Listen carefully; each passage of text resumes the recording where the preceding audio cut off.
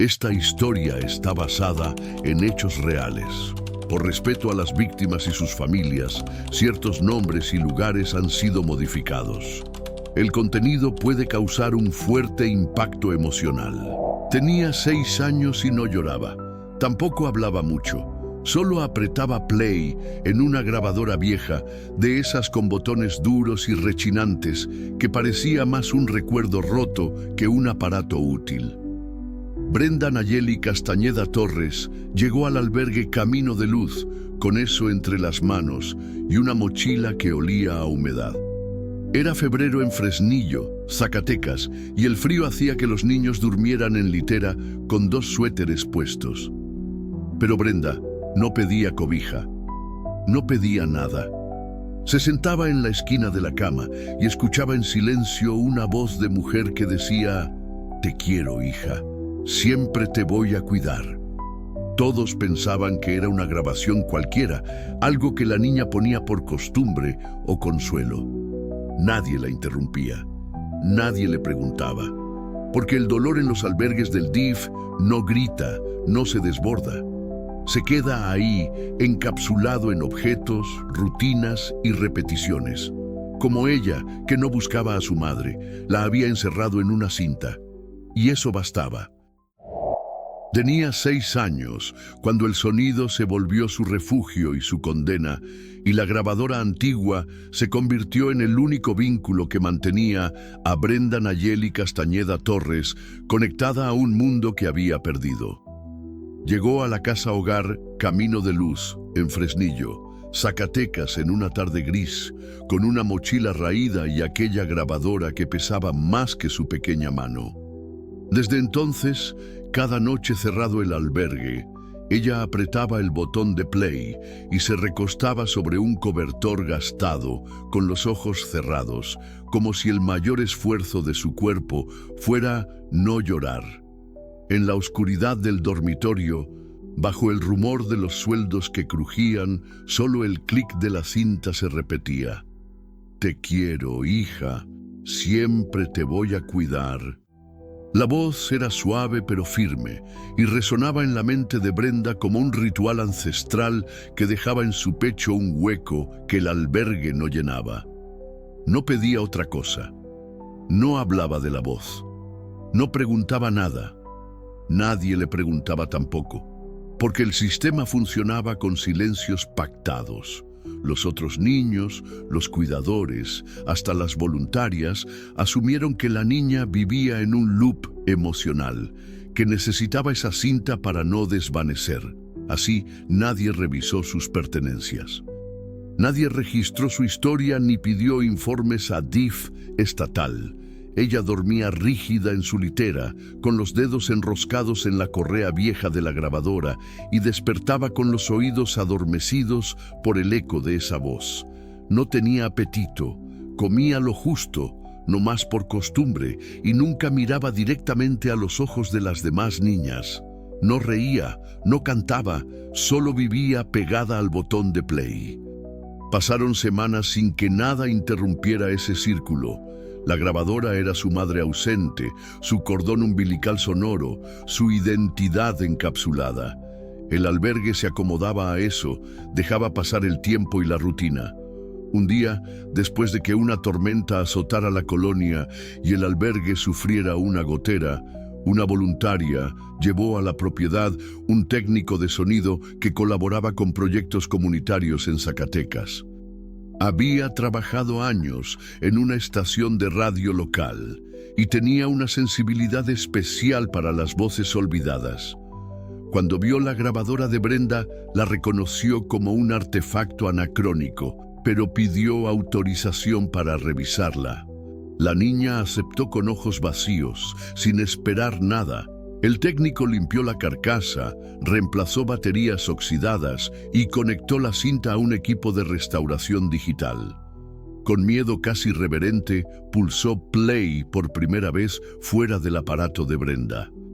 La voz salió clara, intacta. Tenía un ligero temblor y un fondo húmedo, como si se hubiese grabado en un patio con humedad otoñal. Sorprendido, el técnico dijo: Esto no fue grabado en cualquier parte. Alguien tuvo tiempo y dolor para decirlo. Entonces bajó el audio a computadora y lo examinó minuciosamente. En los primeros minutos, solo escuchó las palabras de consuelo que ya conocían. Te quiero, hija. Pero algo en el patrón del sonido le dijo que había más. Así que amplificó los bajos y los rangos ultrasonoros. Escondidos tras el loop, aparecieron fragmentos apenas audibles, risas infantiles, pasos sobre suelo de tierra, un taconeo leve como de camioneta vieja, y lo más perturbador, un suspiro que no era consuelo, sino rendición. Había también una palabra casi inaudible, repetida 2 veces. Brenda. El técnico se quedó helado. Aquella voz no era un saludo genérico, era dirigida, con nombre. Entonces entendió que aquella cinta albergaba una memoria enterrada, un intento consciente de nombrarla. Esa noche, cuando devolvió la grabadora a Brenda, sus manos temblaban. La niña apretó play de nuevo, sin mirar al técnico ni entender qué había cambiado. El aparato sonó igual, pero ella sintió un estremecimiento en su pecho, un resplandor oscuro, como un espejo roto.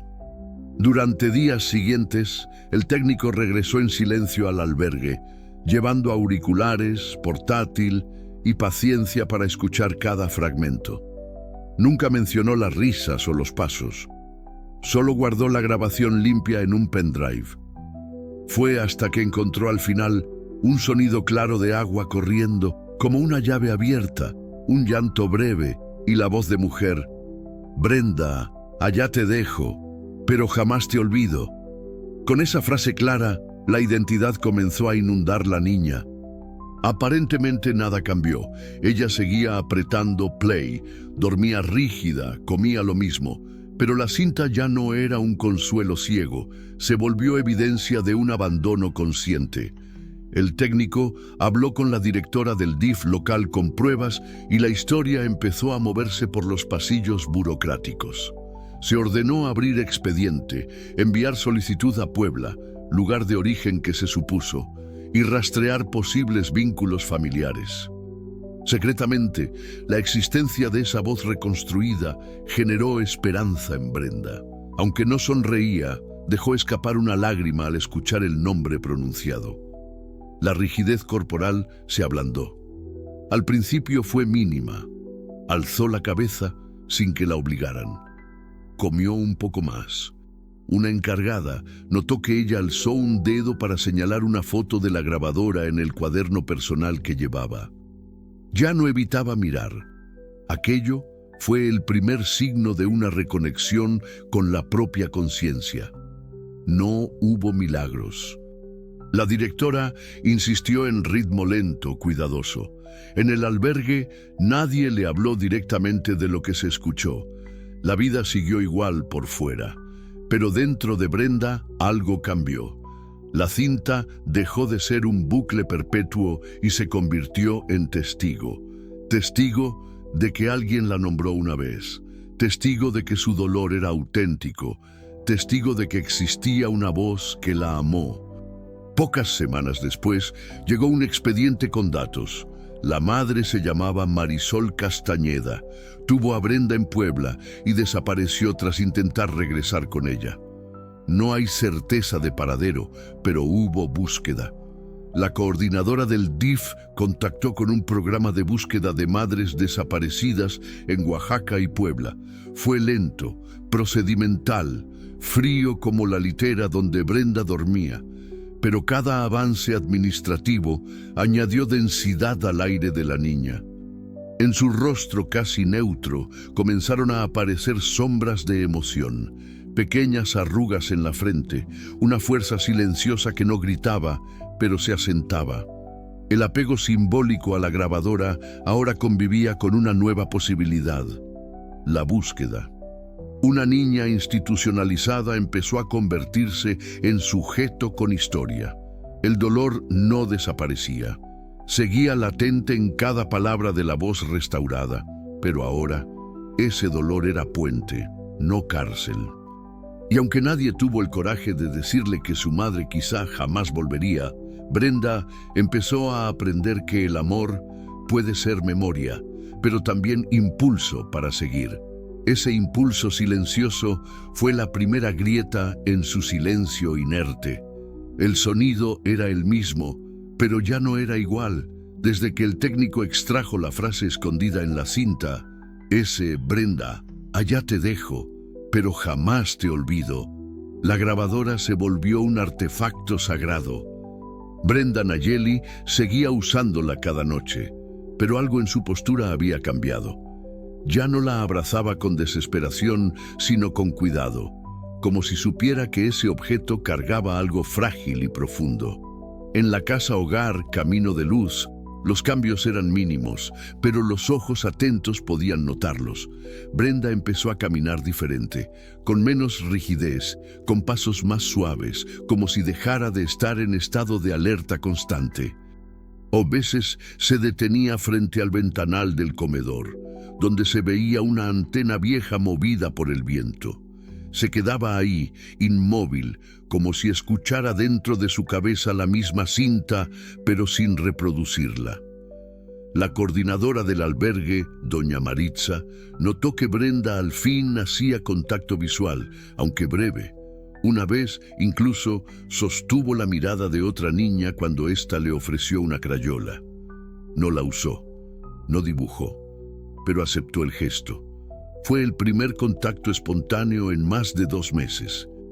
Mientras tanto, el técnico de sonido, don Mauricio, seguía investigando por su cuenta. Usó conexiones que tenía en estaciones de radio antiguas, en Puebla, para rastrear la calidad del audio, buscando alguna pista sobre dónde se grabó. Su hipótesis era que la madre había usado un casete reciclado de esos que venían con grabaciones de estaciones locales. Efectivamente, encontró que en el fondo del lado B se escuchaba un zumbido idéntico al de Radio Voz del Valle, una emisora comunitaria de Atlixco, Puebla. Esa pista abrió un hilo. Con ayuda de una asistente social, se revisaron listas de madres que habían denunciado desapariciones o pérdida de custodia en esa región. Apareció un nombre: Marisol Castañeda Torres, madre soltera, 27 años, trabajadora de vivero, que había sido internada brevemente en un hospital psiquiátrico tras presentar episodios de disociación. Tenía una hija registrada, Brenda Nayeli. La ficha clínica señalaba abandono del hogar durante una crisis emocional. Nunca se reactivó el caso. El DIF estatal había cerrado el expediente por traslado no autorizado. Al parecer, la mujer huyó con la niña. No se supo más.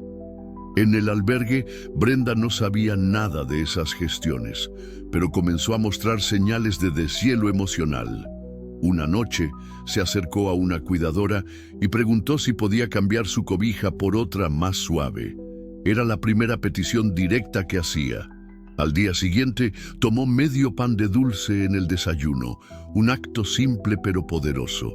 Ya no comía solo por rutina, comía por deseo. El sonido de la grabadora seguía acompañándola, pero también comenzó a desarrollar otros intereses. Se acercaba al rincón de lectura infantil no para leer, ella aún no sabía, pero pasaba los dedos por las portadas como reconociendo formas. Don Mauricio, al verla, le trajo un librito de plástico con botones que emitían sonidos, ladridos, cantos de aves, frases breves. Ella lo tocó, lo escuchó, lo cerró, luego regresó a su grabadora. Pero el gesto quedó. Una tarde de martes, mientras el patio se llenaba de risas de otros niños, Brenda salió con una hoja en blanco. No pidió lápiz. Solo miró la hoja largo rato. Luego la dobló en 4, la colocó sobre la grabadora y la cubrió con su suéter. Nadie entendió el acto, pero don Mauricio dijo en voz baja: «Ella está guardando algo». El silencio en la casa hogar era denso, lleno de historias nunca contadas, pero el de Brenda comenzaba a sonar distinto. Ya no era vacío, era pausa. una pausa que precede al intento. La coordinadora, al ver los avances, decidió inscribir a Brenda en un pequeño taller de expresión emocional dirigido por una psicóloga comunitaria. No fue fácil. La niña no hablaba, no se dejaba tocar, no participaba, pero se sentaba y escuchaba. Al final de la tercera sesión, tomó una crayola negra y dibujó un rectángulo con un círculo dentro. Nadie supo qué era, pero don Mauricio lo entendió. Era la grabadora. Esa noche, en lugar de apretar el botón con fuerza, lo presionó suavemente. Y por primera vez se tapó los oídos después de escucharlo. Fue un acto pequeño, pero conmovedor. Ya no necesitaba oírlo una y otra vez. Podía pausar, podía elegir. El nombre Brenda seguía latiendo en aquella cinta, pero ahora también latía dentro de ella, como algo que no venía de fuera. Doña Maritza, emocionada, pidió reforzar el expediente con toda la nueva información. El DIF estatal aceptó reabrir el caso y se ordenó una búsqueda de Marisol en hospitales de Puebla y Oaxaca. Se cruzaron datos con el registro civil. No hubo éxito inmediato, pero los pasos seguían. El destino de Marisol seguía incierto, pero el de Brenda ya no era un vacío. La niña había dejado de ser la del casete para convertirse en una niña con historia activa. Poco a poco, otras cuidadoras se acercaban más a ella. Una le trenzó el cabello, otra le leyó un cuento. Brenda no respondía, pero no se apartaba. Ya no era solo una sombra pegada a un aparato. En una sesión, la psicóloga le ofreció grabar su propia voz. Ella negó con la cabeza, pero luego tocó el micrófono. No grabó nada, solo lo tocó, lo reconoció. Y eso fue suficiente. A veces el primer paso no es hablar, es no huir. La transformación era lenta, dolorosa, pero real. Brenda estaba dejando de vivir en una cinta para empezar a vivir en sí misma. A veces, los hilos de la memoria no se rompen, se enredan. Y fue eso lo que sintió Brenda Nayeli cuando una mañana, al despertar, encontró que su grabadora no encendía. No fue accidente. Las pilas se habían agotado. Nadie lo notó de inmediato, pero ella sí. Se quedó sentada, mirando el objeto con una quietud distinta, sin llanto ni rabia, solo una especie de resignación que parecía ensayada. No pidió ayuda, no preguntó.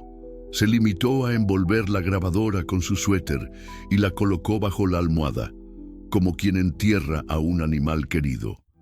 A partir de ese día, su rutina cambió. Ya no apretaba el botón por las noches. En su lugar, se acostaba mirando al techo, con los brazos estirados a los lados, como si quisiera que el silencio también hablara. Las cuidadoras notaron la diferencia y temieron una recaída, pero Brenda no se encerró. Al contrario, comenzó a observar. Veía cómo las otras niñas tejían pulseras, cómo recortaban figuras en hojas de colores, cómo se reían sin motivo. No participaba, pero ya no era un fantasma. Estaba presente. En una ocasión, doña Maritza le ofreció un par de pilas nuevas, colocándolas sobre su cama sin decir palabra. Brenda las miró. No las tomó, tampoco las rechazó. Las dejó ahí, como si necesitara más tiempo para decidir si volvería a escuchar aquella voz o si bastaba con recordarla. Ese dilema invisible la acompañó durante días. Mientras tanto, don Mauricio, el técnico de sonido, seguía con su búsqueda silenciosa. Contactó a una mujer en Tehuacán que aseguraba haber trabajado con Marisol Castañeda en un vivero. Recordaba que la mujer hablaba poco, pero siempre llevaba una cinta colgada del cuello, diciendo que era la voz de su vida. La mujer no sabía qué fue de ella, solo que un día dejó de llegar. La pista no llevó a una dirección concreta, pero confirmó algo. La grabación no era improvisada. Marisol había grabado esa cinta con intención, con amor, con urgencia. Brenda, Aunque no sabía nada de estos detalles, comenzó a hacer pequeños rituales que sorprendían. Una noche, sacó la grabadora de debajo de la almohada, la colocó sobre la mesa de madera y, con un plumón rojo, dibujó un corazón pequeño en un papel. Luego, con cinta adhesiva, lo pegó al aparato. Fue la primera vez que hizo algo con su propia voluntad, sin copiar a nadie, sin esperar permiso. Doña Maritza la observó desde la puerta del dormitorio y supo que esa niña estaba reconstruyendo algo que no se ve, pero que pesa: la identidad. En las sesiones con la psicóloga, Brenda seguía sin hablar, pero ya no se mostraba distante. A veces imitaba con los dedos el gesto de apretar un botón invisible. Era como si ensayara, sin sonido, las decisiones que había tomado durante años sin entenderlas. Un día, al terminar la sesión, la psicóloga dejó sobre la mesa un pequeño grabador digital, moderno, plateado, sin botones de colores.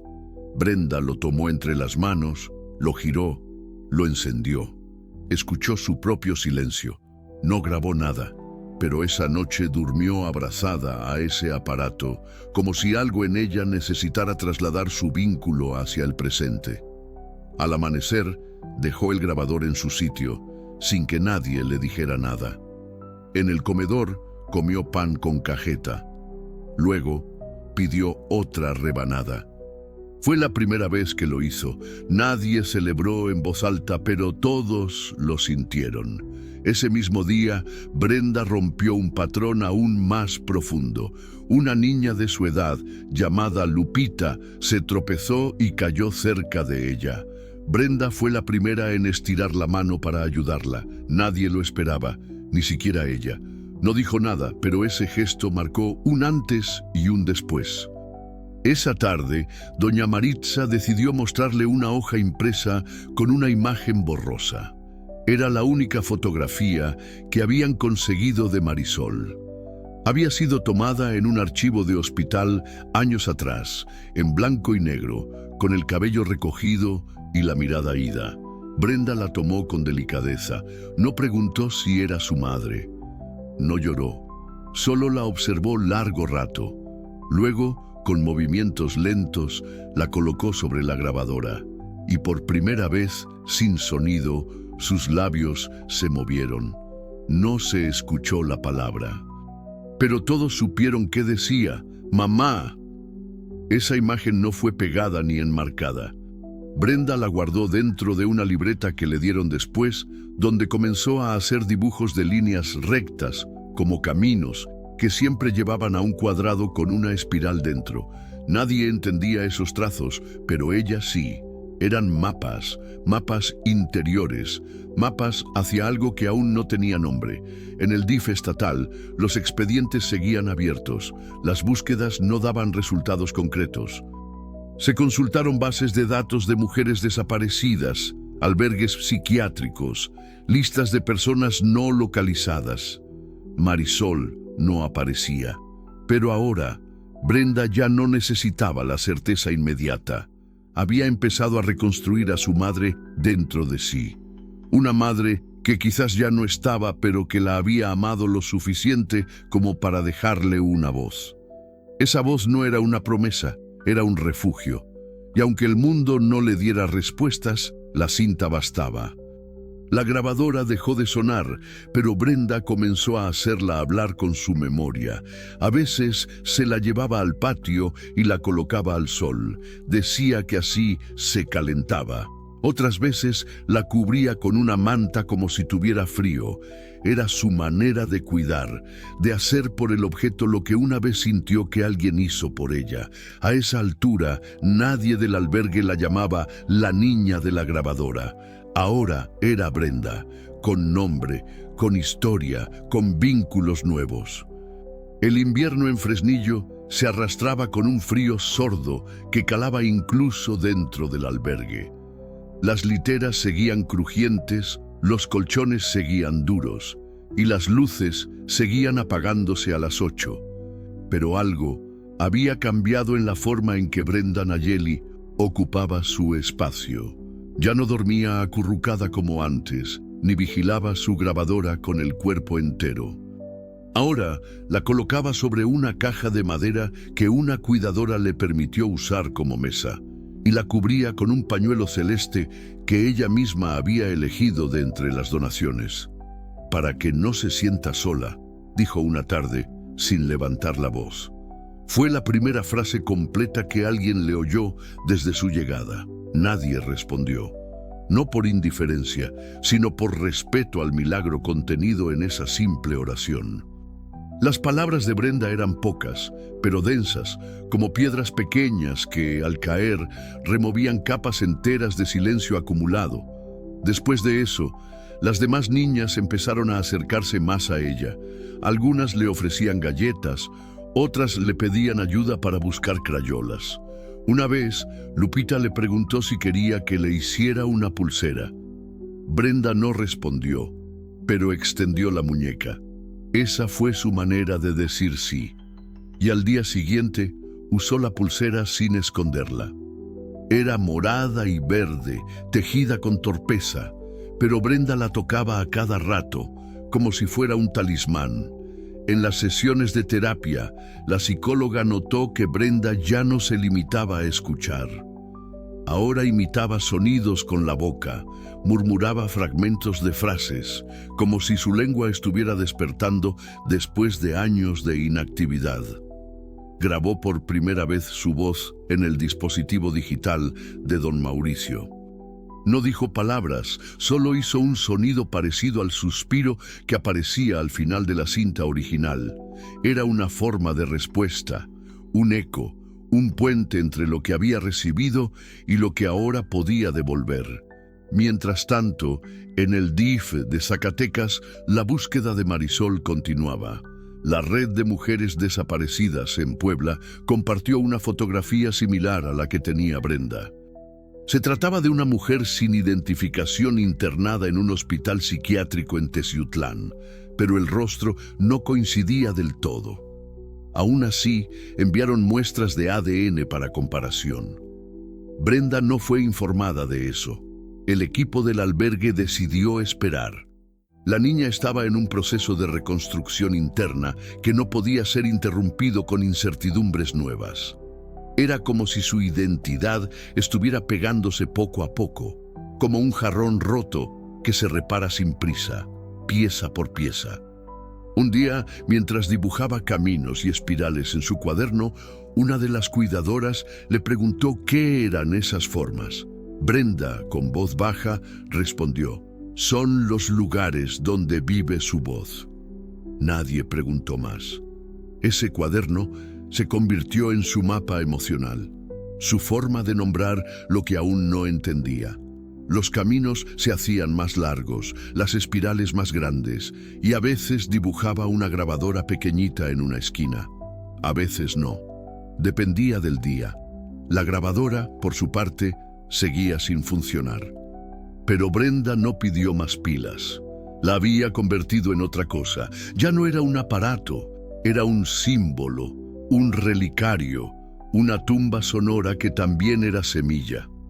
En la escuela que asistían los niños del albergue, Brenda fue incorporada con un acompañamiento especial. No hablaba mucho, pero escuchaba todo. Respondía con la cabeza, con los ojos, con los dedos. En una actividad de escritura guiada, escribió por primera vez su nombre completo, Brenda Nayeli Castañeda Torres. Cuando la maestra le preguntó si sabía lo que significaba escribir eso, Brenda respondió, «Es mío. Nadie me lo dio. Nomás me lo acordé». Esa frase quedó escrita en la libreta de la psicóloga como un testimonio del despertar silencioso de una niña que había vivido demasiado tiempo en modo de espera. En el patio del albergue ya no se quedaba en los rincones. Caminaba, observaba y a veces se detenía a mirar el cielo. Le gustaban los días nublados. Decía que cuando no hay sol, se oyen mejor las voces. Nadie supo si se refería a la cinta o a las voces internas que empezaban a encontrar forma. Doña Maritza, conmovida por su proceso, Le ofreció participar en una pequeña ceremonia simbólica que el albergue realizaba cada vez que un niño lograba expresar algo importante sobre su historia. Era una especie de ritual sencillo, donde se encendía una vela y el niño podía dejar un objeto representativo en una caja llamada Cofre de los que fuimos. Brenda aceptó. Colocó en la caja una de las pilas agotadas de su grabadora. Nadie lo entendió del todo, pero ella sí. Era su manera de decir que una parte de su dolor podía descansar. Esa noche no usó la grabadora. Tampoco la miró. Durmió profundamente, sin interrupciones. Y por la mañana se sentó a escribir.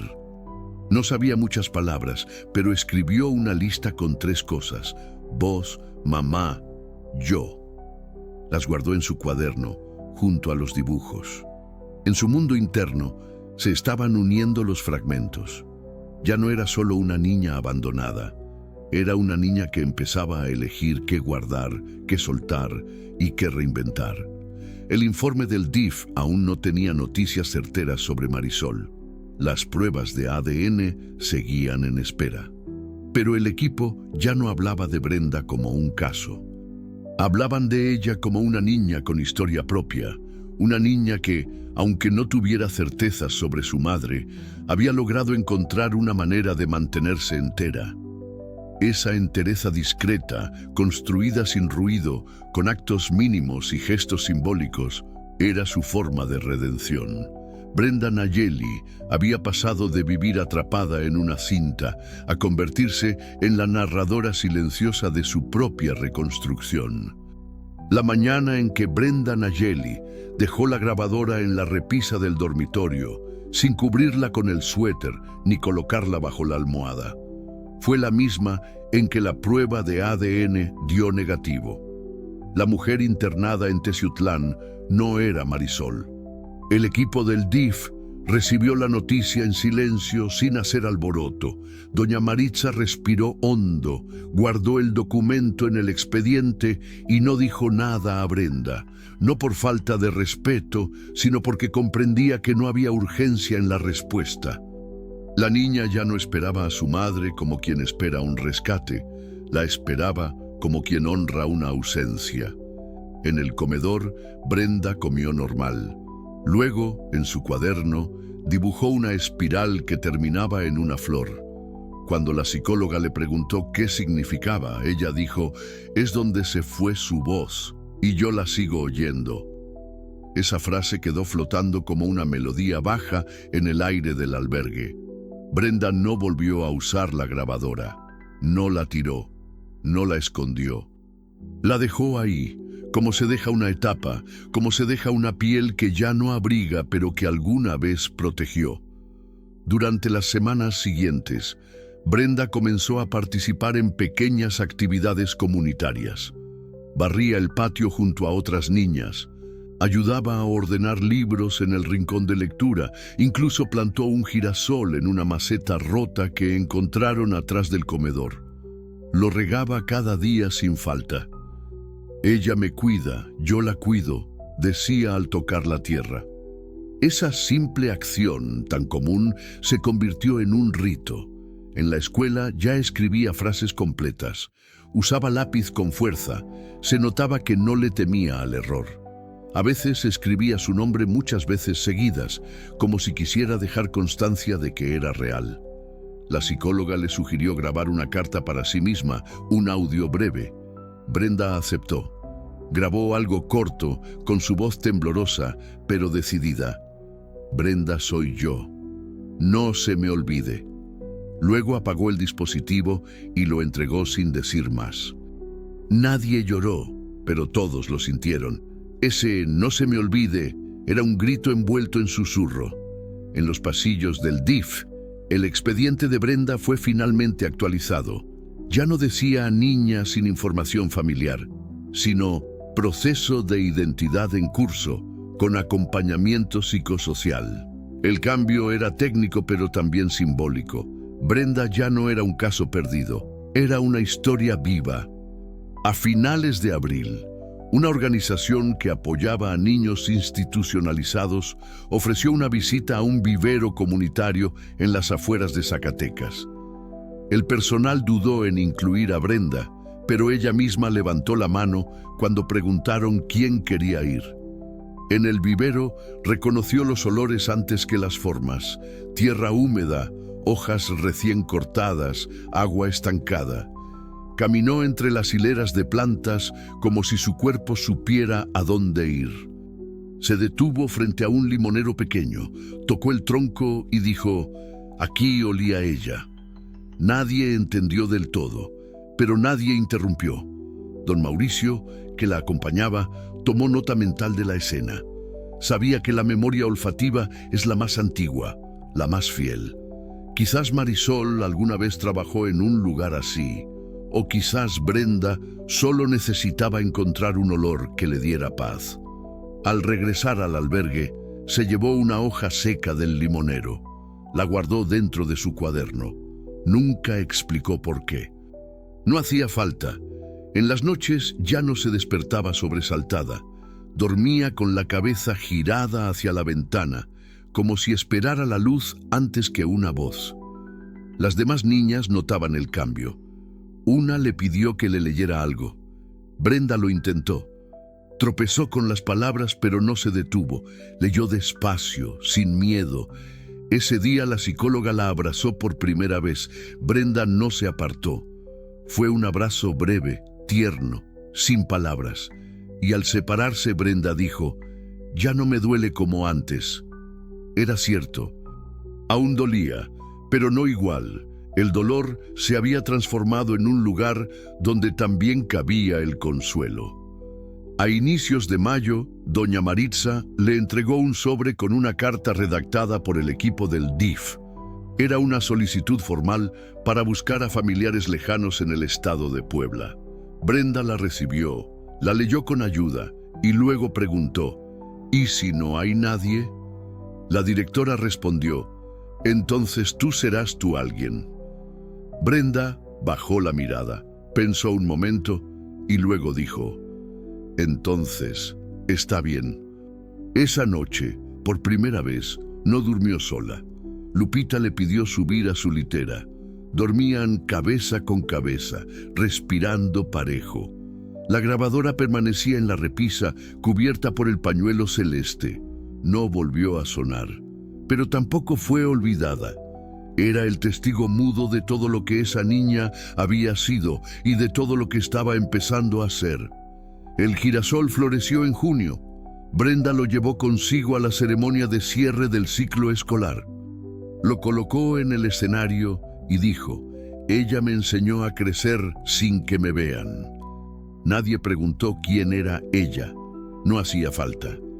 En agosto, el albergue recibió la notificación de que Brenda sería candidata para un programa de acogida familiar temporal. No era adopción, no era final feliz, pero era una casa, una oportunidad de probar otros vínculos. Cuando le preguntaron si quería intentarlo, Brenda respondió con otra pregunta: ¿puedo llevar mi grabadora? La respuesta fue sí. La empacó junto a su cuaderno, su pulsera y la hoja del limonero. Objetos pequeños, frágiles, esenciales. Brenda Nayeli subió a la camioneta con una mochila al hombro. No lloró, no sonrió, solo miró por la ventana con la mano cerrada sobre su pecho, como si protegiera una voz que ya no necesitaba escuchar para recordar. Una voz que la nombró cuando nadie más lo hacía. Una voz que, incluso rota, le enseñó que su existencia valía. Y cuando la camioneta dobló la esquina, doña Maritza susurró: ella ya no necesita que la graben. Ahora ella graba su propia historia. Si esta historia te rompió por dentro, comenta: yo también estuve roto.